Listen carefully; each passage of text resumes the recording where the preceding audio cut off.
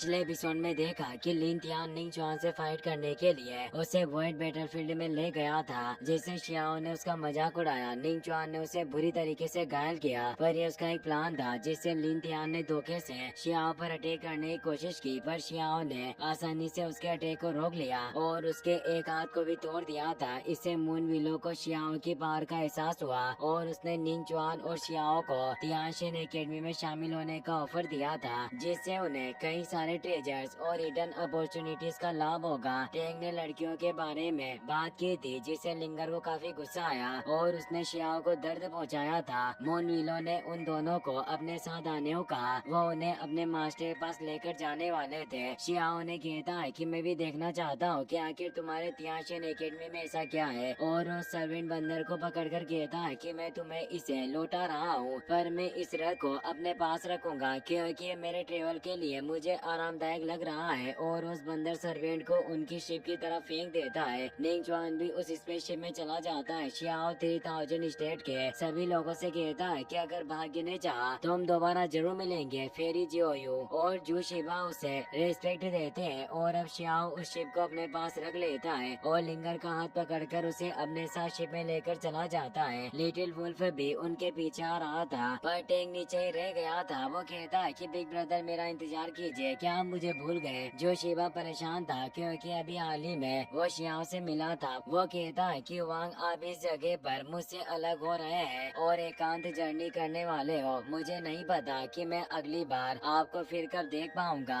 अब हम एक जगह का सीन देखते हैं जहाँ मून विलो अपने साथियों के साथ शियाओ, निंग चुआन और लिंगर को लेकर आ गई थी। वो जगह वाकई काफी खूबसूरत थी, जिसे देखकर वो हैरान थे। सामने एल्डर पर तियानशिन एकेडमी के 30 एल्डर बैठे हुए होते हैं, जिन्हें इमोर्टल एनर्जी ने कार कर रखा था और उस सुप्रीम रियल में होते हैं। वो वांग से कहते हैं कि फाइनली तुम यहाँ आ ही गए। शियाओ ने रेस्पेक्ट देता है और बोलता है कि सीनियर, आपसे मिलकर मुझे खुशी हुई। थर्ड एल्डर कहते हैं कि वांग, क्या तुम मेरे डायरेक्ट डिसेबल बनना चाहते हो? मून विलो और लिन तियान भी इसे चौंक जाते हैं क्योंकि आज तक उन्होंने किसी को अपना डिसेबल नहीं बनाया था। लिन तियान कहता है कि एल्डर, आप सीधे ही एक बाहरी व्यक्ति को डायरेक्ट डिसेबल के रूप में स्वीकार करना चाहते हो, क्या ये उचित होगा? क्योंकि आपका डिसेबल बनना एकेडमी के टीचर को भी ये अपॉर्चुनिटी हासिल नहीं होती। इस तरह का चांस 10,000 सालों में सिर्फ एक बार मिलता है। आखिर स्वांग के पास ऐसा क्या है जो इसे ये अवसर दिया जा रहा है? शियाओ परेशान होता है, वो उनका मास्टर नहीं बनना चाहता था। वो बोलता है कि मेरे पास पहले से एक मास्टर है। थर्ड एल्डर कहते हैं कि ये बात मैं पहले से ही जानता हूँ और मुझे ये भी पता है कि तुम गॉडेस लियो यानी विलो डिवाइन ट्री से संबंधित हो, इसीलिए मैं तुम्हें डिसेबल बनाने के लिए तुम पर दबाव नहीं डालूंगा। शियाओ कुशवा कहता है कि सीनियर, क्या आप गॉडेस लियो के बारे में जानते हो? थर्ड एल्डर बोलते हैं कि ऐसी बहुत सी बातें हैं जिसमें कई सारे प्राचीन रहस्य शामिल है जिसके बारे में तुम नहीं जानते, लेकिन अगर तुम मेरे इस तियानशिन एकेडमी को ज्वाइन करते हो तो तुम सभी चीजों के बारे में और अधिक विस्तार से जान पाओगे। शियाओ कुशवा कहता है कि क्या मैं अपने फैमिली मेंबर को भी आपकी एकेडमी में शामिल कर सकता हूँ? शियाओ लिंगर की बात कर रहा था क्योंकि वो जल्दी उससे शादी करने वाला है। ये सुनकर मून विलो कहती है कि तुम्हें क्या लगता है कि हमारे महान एल्डर तुम्हें जिस यात्रा पर लेकर जाना चाहते हैं वो एक दर्शनीय स्थल की यात्रा होगी जो तुम अपनी फैमिली के साथ जाना चाहते हो? वो जगह बहुत ही ज्यादा खतरनाक है, इसीलिए वहाँ इतने सारे सीक्रेट छिपे हुए हैं, इसीलिए वहाँ जिंदा बचने की भी बहुत कम संभावना होती है और तुम अपनी फैमिली मेंबर को भी लेकर जाना चाहते हो। शियाओ पूछता है कि आखिर हम कहाँ जा रहे हैं? एल्डर बताते हैं कि 3000 स्टेट के बाहरी क्षेत्रों में कई सारी जगह है, जिसमें से एक एशियंट सिटी है जो नो मेंस लैंड में मौजूद है। साथ ही तुम व्यक्तिगत रूप से border west land Asian Covenant का भी दौरा कर पाओगे। वहाँ कई सारी बाधाओं का भी तुम्हें सामना करना पड़ेगा। उसके बाद ही तुम तियानशिन एकेडमी के क्वालिफाइड लोगों की लिस्ट में शामिल होने के योग्य बन पाओगे। ये तुम्हारा एक तरह का अल्टीमेट टेस्ट होगा जो तुम्हें इस यात्रा के दौरान अपने अनुभव से देना होगा। शियाओ को याद आता है कि जिस फेरी ने उसकी सेलेस्टियल क्लेन से बचने में मदद की थी उसने एशियन कोवेनेंट का जिक्र किया था, और साथ ही जब शियाओ ने गॉडेस लियो से पूछा था कि उसे आगे क्या करना चाहिए तो उन्होंने बताया था कि तुम्हें पहले बॉर्डर वेस्ट लैंड पर जाना होगा। शियाओ सोचता है कि Asian Covenant, no man's land, Asian city और बॉर्डर लैंड सभी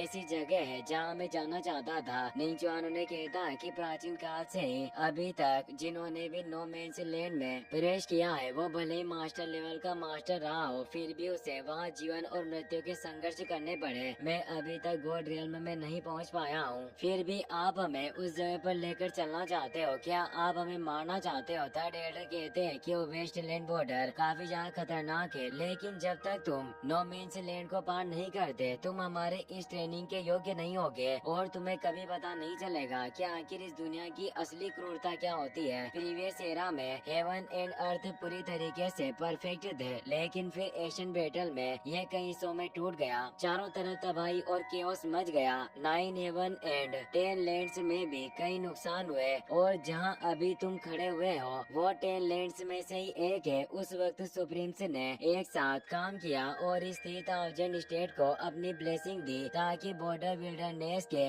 इफेक्ट को दबाया जा सके और इस जगह पर इसका असर न हो। लेकिन अब इस युग का अंत भी निकट आ रहा है, जिससे इस दुनिया को नष्ट करने वाले दुश्मन फिर से उभर कर सामने आएंगे। इसीलिए एशियन बैटल की क्रूरता निश्चित रूप से दोबारा प्रकट होगी। अभी भी सिचुएशन के हिसाब से यह जगह फ्रंट लाइन की तरह है। अगर तुम सभी डरपोक हो तो तुम वापस जाकर सिर्फ उस तबाही के आने का इंतजार ही कर सकते हो, लेकिन अगर तुम परेशानी का सामना करने को तैयार हो और उस अराजकता का सामना करना चाहते हो तो तुम्हें एक ड्रैगन की तरह बनना होगा, न कि उन कीड़ों की तरह जो डरकर अपने बिल में छिप जाते हैं। अगर तुम दोनों में से किसी के पास भी इस दुनिया की लड़ाई में शामिल होने की कोई महत्वाकांक्षा नहीं है तो फिर मेरे दिखाए गए इस रास्ते पर तुम्हें कदम नहीं रखना चाहिए। शियाओ में जोश आ जाता है, साथ ही उसे उन लोगों पर गुस्सा आ रहा था जो इस एरा को नष्ट करना चाहते हैं। वो सोचता है कि इस बात में कोई आश्चर्य नहीं कि गॉडेस लियू ने मुझे बॉर्डर वेस्टलैंड पर जाने को कहा। पता चलता है कि उस जगह पर कई सारे एशियन सीक्रेट छिपे हुए होंगे। निंगचुआन कहता है कि क्या दूसरे एशियन रियल्म के लोगों ने भी अपने चैंपियन के लिए इसी तरह का रास्ता चुना है। मोनविलो कहती है कि विभिन्न तरह के एशियन रियल्म ने अपने लिए एक हीरो चुनने के लिए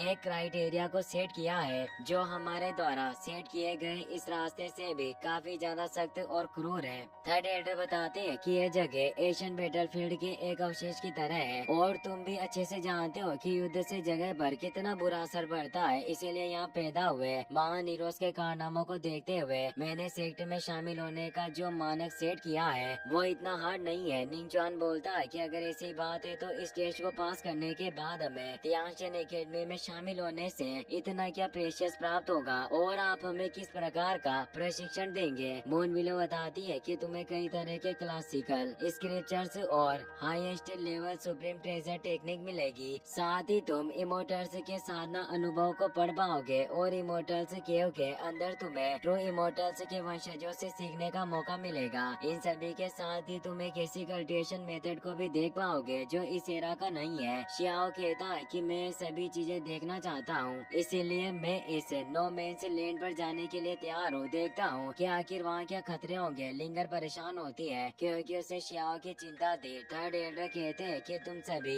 अब जाओ और तैयारी करो। कुछ दिनों के बाद मैं शेंगजो इलाके में ट्रायल को स्टार्ट करूँगा। निंगचुआन सोचता है कि मुझे भी इस ट्रायल में हिस्सा लेना होगा। आखिर मैं इस वांग से पीछे कैसे रह सकता हूँ। अब शियाओ रथ में लिंगर के साथ वहाँ से निकल जाता है और निंगचुआन भी वहाँ से निकल जाता है। चेंशा कहती है कि इन दोनों प्रतिभाशाली लोगों को ढूंढना इतना आसान नहीं था। आप इन्हें नो मेंस लैंड में प्रवेश करने दे रहे हो। अगर ये उसमें पास नहीं हो पाए तो क्या ये वक्त की बर्बादी नहीं होगी। थर्ड एल्डर कहते हैं कि कई सारी बाधाओं का इन्हें सामना करना पड़ेगा। साथ ही नो मेंस लैंड में कई सारे सीक्रेट एशियन रोड्स मौजूद हैं। इसीलिए जिन लोगों पर गॉड मेहरबान होते हैं सिर्फ उन्हें वहाँ कुछ सफलता हासिल हो सकती है। मोनविलो कहती है कि प्राचीन काल से कई सारे सुप्रीम बींग ने सफलता हासिल की है और एक बार जब आप गॉड रियल्म में प्रवेश कर जाएंगे तो एक ट्रांसफॉर्मेशन हो सकता है। इसीलिए आप और लोगों को इस टेस्ट के लिए क्यों नहीं कोसते। थर्ड एल्डर कहते हैं कि मैं जानता हूँ कि इस रास्ते पर कितनी ज्यादा कठिनाई होगी क्योंकि कई सारे यंग हीरो को इस रास्ते में हार का सामना करना पड़ा है। मोनविलो बोलती है कि महान आपदा जल्दी आने वाली है। अगर हम हार गए तो वैसे भी कोई भी जीवित नहीं रह पाएगा। एल्डर कहते हैं अगर ऐसी बात है तो तुम 3000 स्टेट में एक ऑर्डर सेंड करो कि सभी यंग टैलेंटेड लोग अगर नो मेंस लैंड को पार कर सकते हैं और एशियन सिटी में प्रवेश कर गए तो उन्हें तियांशिन एकेडमी में भर्ती कर लिया जाएगा। वहीं अब हम शियाओ के रथ को देखते हैं। लिंगर शियाओ के पास बैठी हुई होती है। वो उसे कहती है कि अब हम कहाँ जा रहे हैं और तुम कैसी तैयारियां करना चाहते हो। शियाओ बोलता है कि मैं तुमसे शादी करना चाहता हूँ। लिंगर शर्मा जाती है और उसे कहती है कि तुम हर वक्त मजाक मत किया करो। वो उसके कंधे पर सो जाती है और सोचती है कि शियाओ नो मैंस लैंड की गहराई में जाने वाला है, जहाँ अनतीन खतरे मौजूद होंगे। मैंने सुना है कि जिन लोगों ने अभी तक उस जगह का सफर किया उनका बचना काफी मुश्किल रहा। मैं जानती हूँ कि शियाओ की योग्यताएं काफी महान है और ये उन बाधाओं को प्राप्त कर सकता है जिसे आज तक किसी ने प्राप्त नहीं किया, पर मैं इसका ख्याल रखने के लिए इसके साथ नहीं रह पाऊंगी और ये एक बड़ी दुनिया में जाने वाला है, इसीलिए दूरी काफी बड़ी रहने वाली है और मैं नहीं जानती कि जिंदगी में हम कभी दोबारा वापस मिल भी पाएंगे या नहीं। वो शियाओ से कहती है कि नो मैंस लैंड में तुम्हें काफी केयरफुल रहना होगा।